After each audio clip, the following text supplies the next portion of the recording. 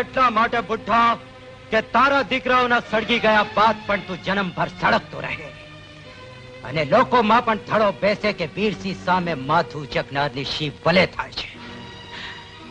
બાપુ, આ સાપોલિયા ભેળો આ સાપને છૂંદી નાખો ને. નહીં, એને તો મેં ખાસ જીવતો રાખ્યો છે, નહીં તો બચારાના દીકરાઓને જે કોણ દેશે?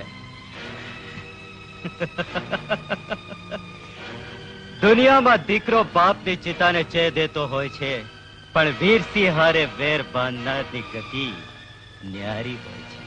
વીરસિંહ! તારા દીકરા જતા તારા હાથ તો આપોઆપ કપાઈ ગયા છે, પણ મેં તને પગે પાંગડો એટલા માટે કર્યો છે કે ડગલે ને પગલે, હાલતા ને ચાલતા તું મને યાદ કરતો રહીશ.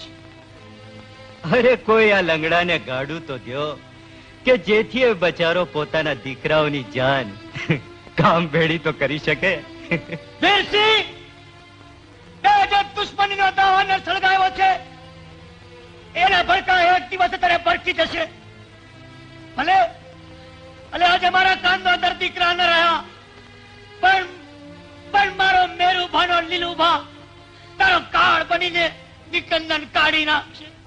તારું નિકંદન કાઢી નાખશે વીરસિંહ, નિકંદન કાઢી નાખશે.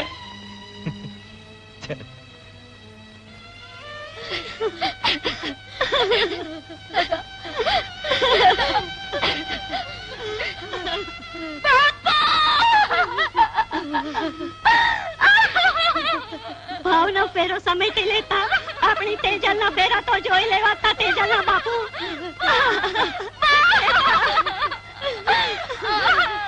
કેમ ચાલ્યા ગયા?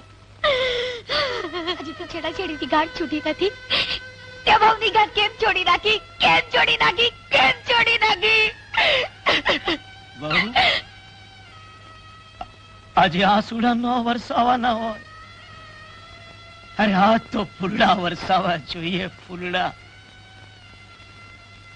અરે જુઓ તો ખરા, મારા દીકરાના શરીર પર ઘા કેવા શોભી રહ્યા છે. જાણે જાણે એક એક કિંમતી ઘરેણાની માફક ઓપી રહ્યા છે. એક એક કિંમતી ઘરેણાની માફક ઓપી રહ્યા છે. આજ હતો ઈ માંડવો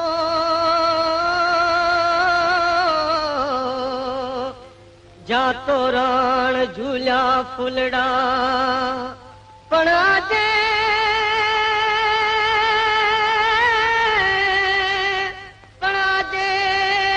પીઠી લોહી.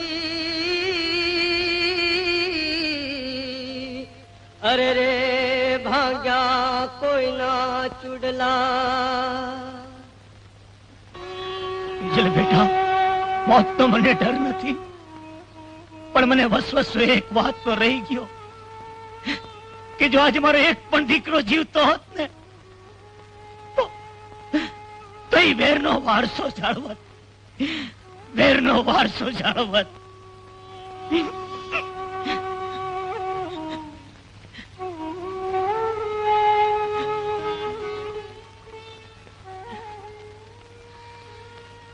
દાદા, આજે હું મારા લોહીના સોગંદ ખાઈને કહું છું કે જો હું આપણા કુળનું વેર ન વાળું તો માની લેજો કે હું મારી માને પેટે પાણો થઈને અવતરી હતી. આજથી આ લોહીનું એક એક ટીપું વીરસિંહ માથે મોતનો ઘણ થઈને ગાજશે. આજથી આ લોહીનું એક એક ટીપું વેરનો વંટોળ જગાવશે.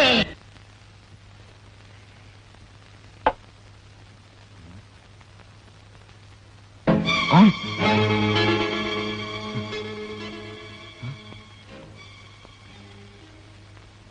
વીરસિંહ, તે જે દુશ્મનીનો દાવાનળ સળગાવ્યો છે એના ભડકા એક દિવસ તને પરખી જશે અને મારા દીકરાનો દીકરો તારું નિકંદન કાઢી નાખશે, તારું નિકંદન કાઢી નાખશે, તારું નિકંદન કાઢી નાખશે.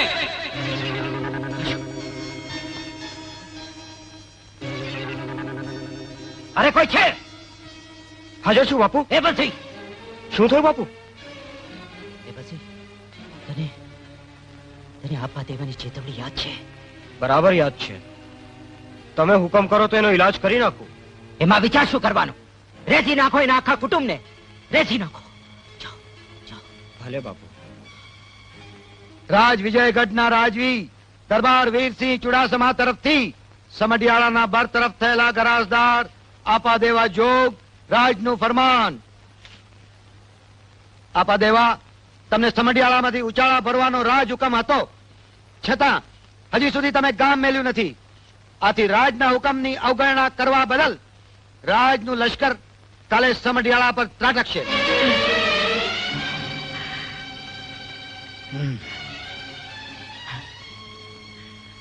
આ તો કાળો ખેલ છે આપા દેવા. ત્રણ જુવાન દીકરાઓને વાડી નાખ્યા તોય વીરસિંહ ધરાતો નથી. સમય સમયની વાત છે ભાઈ.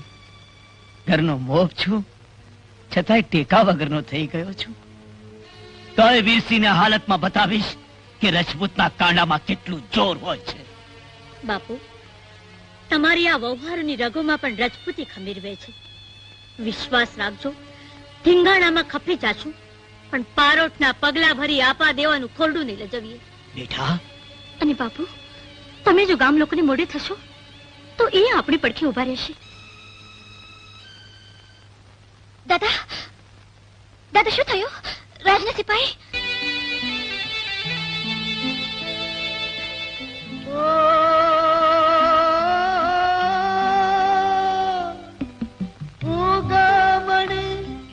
ધરતી ના દાદા કોરા કાગળ રે હીરે કાગળ દાદે ડેલી વંચાર રે.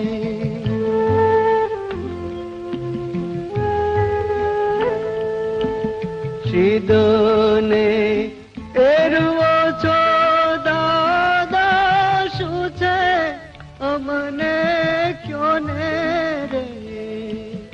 ધડકટક આવ્યું દીકરી વારે, કોણ ચડશે રે. વીરસિંહે જુલમ કર્યો છે, કાળજો ફાટી જાય. હા, બિચારા આપા દેવાની ઉતરતી ઉમરે તેની પીઠ પર લાત મારી. લ્યો, આવી ગયા.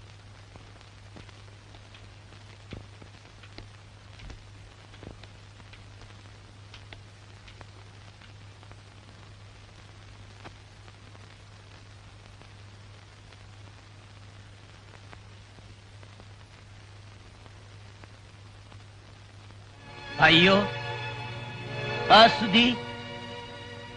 સુધી ગામ લોકોની ઇજ્જત અને આબરૂના રખોપા મેં કર્યા છે, પણ આજ એવી વસમી વેળા આવી છે કે મારી આબરૂના રખોપા કરવા તમારે મારી પડખે ઉભા રહેવું પડશે.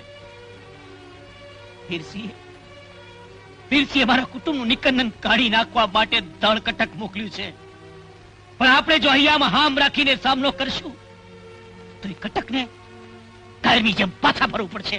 આપા દેવા, હાથે કરીને મહત્તમ મોંમાં કોણ નાખે? પણ આપા દેવા, તમને ઉપકારનો બદલો શું મળ્યો? અને દેવી પુત્ર, જો બધાયને ઉપકારનો બદલો આવો જ મળતો હોય તો અમારે મદદ કરીને માથા નથી વઢાવવા.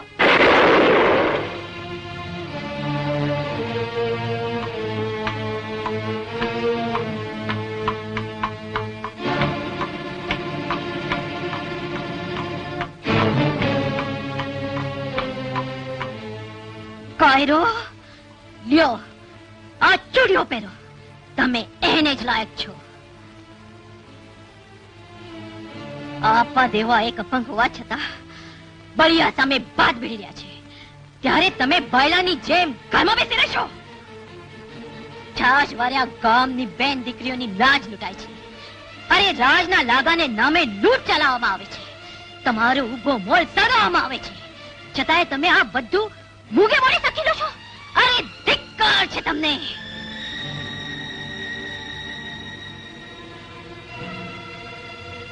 યુવાન, તારું નામ શું છે? અત્યાચાર સામે આંધી બનીને ત્રાટકનાર, વીરસિંહની હેવાનિયતનો અંત આણવા મોતને મુઠ્ઠીમાં રાખી પાર વચ્ચે ચડેલો એક જુવાન. મારું નામ છે તેજમલ ઠાકોર. આજે ભલે તમને આ નામ અજાણ્યું લાગે, પણ આ ખોડિયારના સોગંદ ખાઈને કહું છું કે કાલે આજ નામ પંથકના ગરીબોનું બેડી બની જશે ને વીરસિંહ માથે મોતનો સંદેશ. અરે ભાઈ લાવો, અન્યાય, અત્યાચાર ને વ્યભિચાર સહન કરી લેવાય તો ઈશ્વર સામે દગો રમવા બરોબર છે. આના કરતા તો તમે તમારી માને પેટે ભાણો પેદા થયા હોત ને તો સારું હતું. ચાલો આપા દેવા, ચાલો.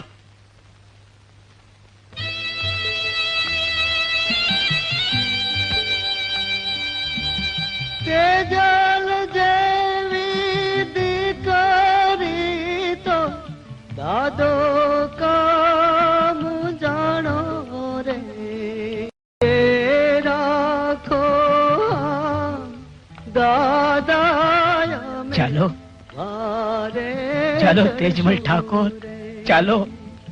અમે વારે ચડશું. ભાઈઓ, જ્યારે દેવી પુત્રે આપણી જનતાના ધાવણને લલકાર્યું છે તો જપલાઓ ધર્મના અધિકારામાં. ચાલો ચાલો.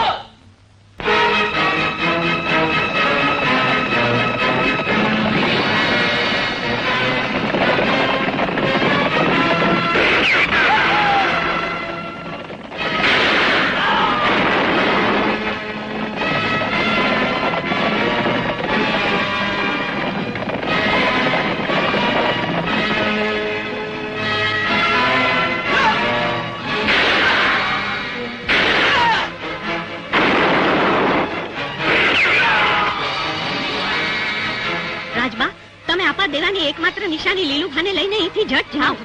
બહાર ખૂંખાર લડાઈ ચાલી રહી છે, હું કેમ જાઉં? ગોરલ, તું લીલુભાને લઈને અહીંથી જા. ના ના ભાભી, હું પણ લડીશ. કહ્યું ને કે જાઓ.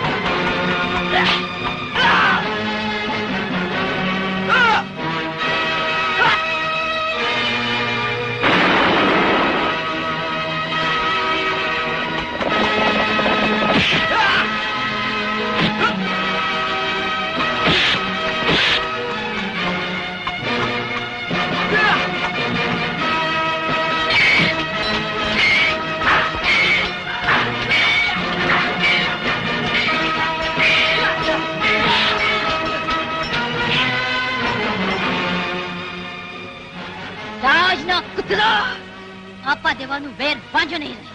તેજમલ ઠાકોર એમની વારે આવે છે. આજ તને જીવતો નહીં છોડું.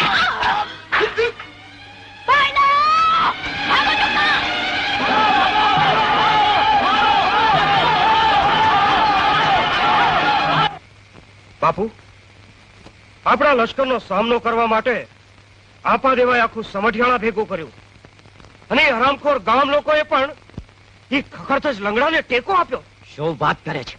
હા બાપુ, ફક્ત ગામ લોકો જ નહીં પણ તેજમલ ઠાકોરના નામે ઓળખાતો એક અજાણ્યો જુવાન પણ આપા દેવાને ખભે ખભો મેળવીને આપણી સામે લડ્યો અને આપણા સૈનિકોના કેટલાય માણસોના ઢીમ ઢાળી દીધા.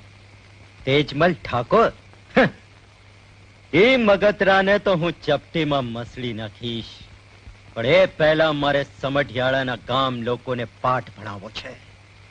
એ ભાઈ, સમઢિયાળા પાસેથી એટલું મહેસૂલ વસૂલ કરો કે સમઢિયાળાના ગામ લોકોની કમર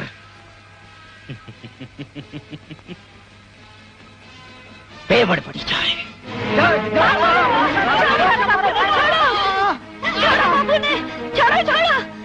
નારાયણ, આપા દેવાની વારે જાય હતા, રાત સામે હત્યારા પડેલા. હવે તો હું બેવડું મહેસૂલ વસૂલ કરીશ. ક્યાં છે રાજની ગુણીઓ? બાપલા આ સાલ માલ જ નથી ઉતર્યો, બેવડું મહેસૂલ ક્યાંથી આપું? લાતોના ભૂત વાતોથી નહીં માને. મારો એને.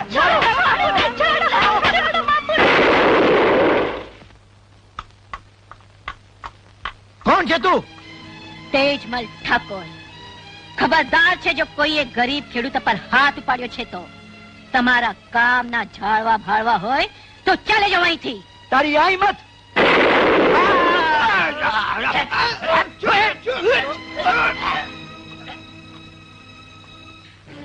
આજે મારા બારવટાનું મુહૂર્ત છે એટલે તને જાનથી મારતો નથી. જા જઈને કહેજે તારા વીરસિંહ ઠાકોરને કે કાન ખજૂરાના 108 પગમાંથી મેં એક પગ કાપી નાખ્યો છે. બાકીના પગ રીબાવીને કાપી નાખીશ. જાઓ ચાલે જાવ અહીંથી.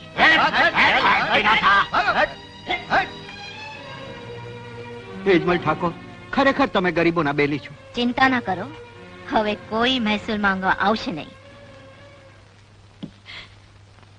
તેજલ બેટા, શાબાશ બેટા શાબાશ.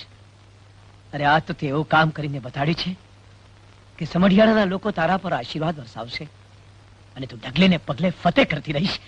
એ વાત સાચી, પણ રાજની સેના સામે અવારનવાર છાપો મારવા માટે આપણી પાસે પૂરતા હથિયારો નથી. તેજલબા, પણ એને માટે એક વધુ છાપો મારવો પડશે. નદીને સામે કાંઠે રાજની અડધી સેનાએ પડાવ નાખ્યો છે. હું હમણાં જ જોઈને આવ્યો. વાહ ભીમા વાહ, તું બહુ સારા ખબર લાવ્યો. આજે રાતે છાવણી પર છાપો મારીને આપણે ઈ લોકોનો હથિયાર લૂંટી લઈશું.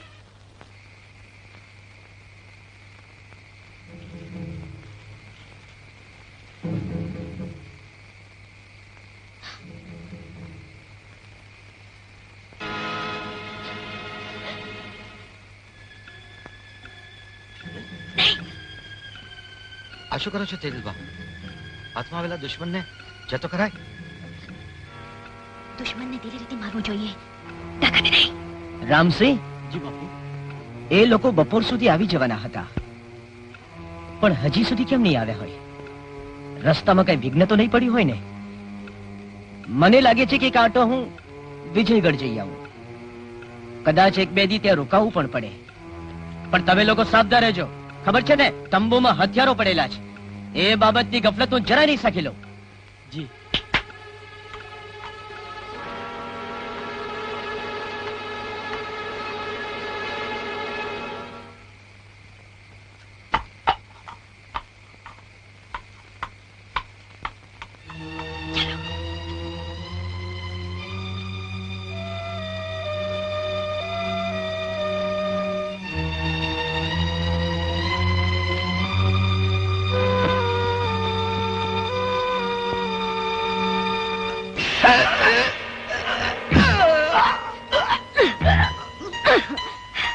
ચાલો જલ્દી હથિયારો પડી લ્યો. ચાલો જલ્દી.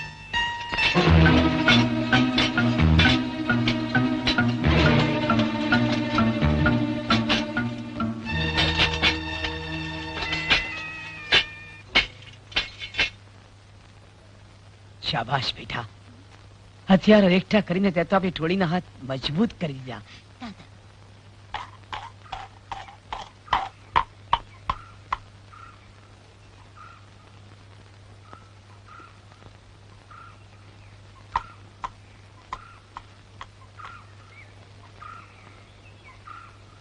અરે ભાઈ, આપાદેવની હવેલી આજ કે? હા, પણ એ તો બિચારા ક્યારના ઉચાળા ભરીને ચાલ્યા ગયા છે. હવે તો આ ખાલીખમ હવેલીની દિવાલો ઊભી છે. કેમ, શું થયું? આપાદેવાએ રાજના સેનાપતિ એબલસિંહના જુલ્મની સામે માથું ઉપાડ્યું હતું અને આખા કુટુંબની ખાના ખરાબી થઈ ગઈ. અને તેજલ? એ તો કોણ જાણે બિચારા તેજલબા ક્યાં ગયા હશે.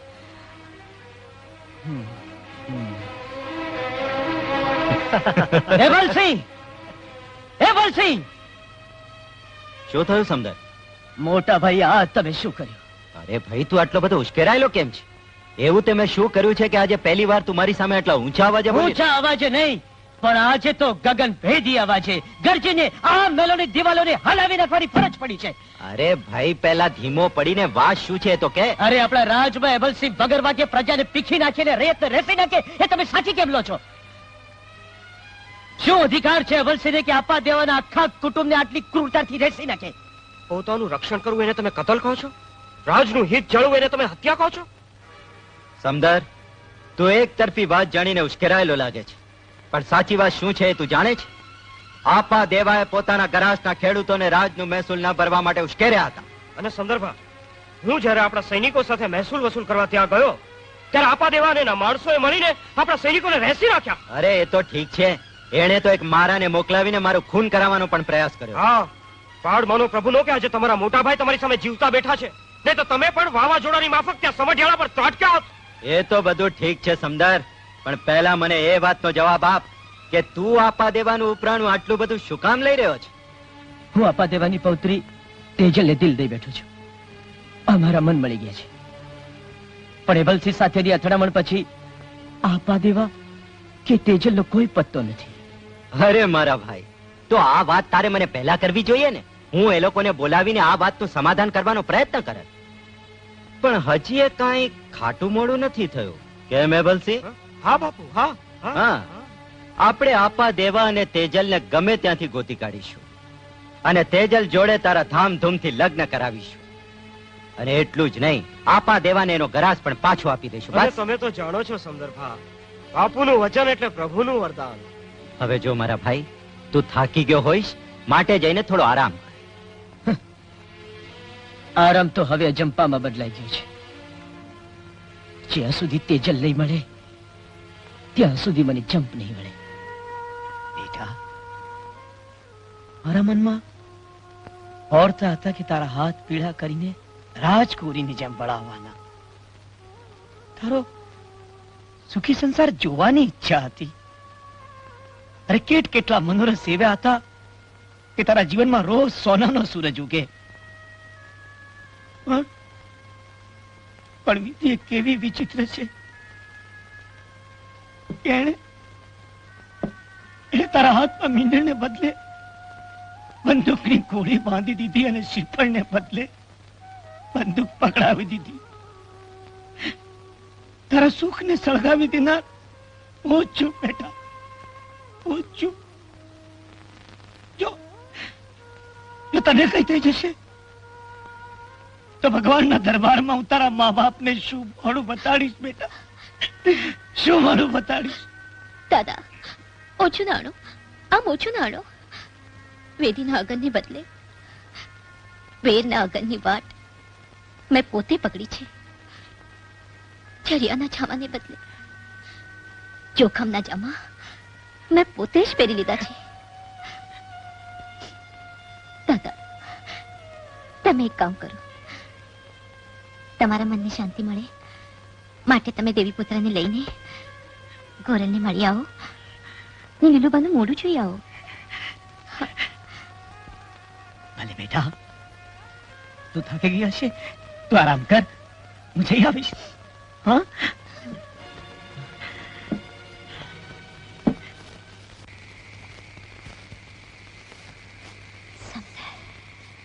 સંજોગોના સુસવટાએ આપણને ક્યાં ને ક્યાં ફેંકી દીધા છે. શમલા સેવ્યા હતા કે આપના લગ્ન થશે, હર્યા ભર્યા ઘરમાં આપના લગ્ન વખતે દાદા હશે, માને બાપુ હશે, કાકાઓ દોડા દોડી કરતા હશે અને